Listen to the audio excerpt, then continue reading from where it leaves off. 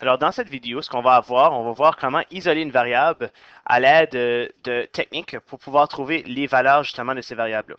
Ce qu'on doit se rappeler, c'est qu'est-ce qu'une équation. Donc, vraiment important à comprendre, numéro 1. Une équation est une égalité dans laquelle nous trouvons le signe d'égalité. Donc, ça prend le signe d'égalité pour pouvoir l'appeler une équation. Vraiment important de comprendre, numéro 2. Une équation peut être composée de variables qui peuvent être remplacées par des nombres. Vraiment important de comprendre. Numéro 3, une équation est une égalité dans laquelle on retrouve des variables ou un inconnu. Donc, on peut avoir des variables ou des inconnus, et souvent, on va les appeler X ou Y, mais vous pouvez les appeler toutes les lettres de l'alphabet si vous voulez, A, B, C, D, E.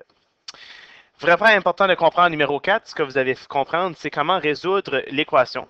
Veut dire trouver la valeur de l'inconnu. Par exemple, ici, ce que vous allez prendre en note, donc dans votre cahier immédiatement, vous allez prendre en note que, numéro 1, il faut isoler la variable, et numéro 2, il faut vérifier. Donc, la première chose qu'on peut faire avec celle-là, on doit appliquer le principe de l'égalité à toutes les choses. Ce qu'on fait d'un côté de l'égalité, on doit faire de l'autre côté. Donc, ceci c'est très important à se souvenir. Ce qu'on fait d'un côté du signe d'égalité, on doit faire de l'autre côté. Par exemple, ici, si je veux isoler le x, donc je veux vraiment juste avoir le x tout seul, il faut que je me débarrasse du plus 7. La façon dont je peux le faire, c'est je peux simplement dire plus 7. Et qu'est-ce que je pourrais ajouter ou soustraire pour soustraire 7, pour éliminer 7? Je peux soustraire 7. Donc, plus 7 moins 7 égale à 16. Et là, vu que j'ai soustrait d'un côté, je soustrais de l'autre côté. Donc, plus 7 moins 7, tout ceci ensemble, ça me donne 0. Donc, ceci me dit que 3x va être égal à 16 moins 7, qui me donne 9.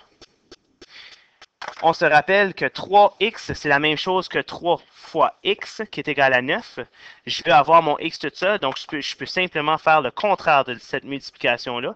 Donc, faire divisé par 3, donc 3x divisé par 3, 3 fois quelque chose divisé par 3 encore, tu peux simplement l'annuler. Et ce que je fais d'un côté, je fais de l'autre. Donc, x ici serait égal à 3, puisque 9 divisé par 3 égale à 3. La deuxième chose que vous devez faire, vous devez tout simplement toujours remplacer dans votre équation 3 fois 3 plus 7 égale à 16. Est-ce que 9 plus 7 égale à 16? Oui, je suis bien. N'oubliez surtout pas de vérifier votre travail. La numéro 2, si je fais la même chose, je peux simplement dire 2x, qu'est-ce que je peux faire à mon plus 1 pour l'éliminer? Je peux faire moins 1. Ce que je fais d'un côté, je fais de l'autre, 9 moins 1. Donc, plus 1 moins 1 s'élimine. 2x est égal à 9 moins 1 qui me donne 8. Maintenant, 2x, c'est la même chose que 2 fois x qui est égal à 8. Et je peux simplement dire 2 fois x divisé par 2. Ce que je fais d'un côté, je fais de l'autre. Ceci, ça s'annule. Il me reste simplement x qui est égal à 4. Dernière chose à faire, je dois simplement remplacer dans ma réponse 2 fois 4 plus 1 qui est égal à 9. Est-ce que 8 plus 1 est égal à 9? Oui, je suis bien.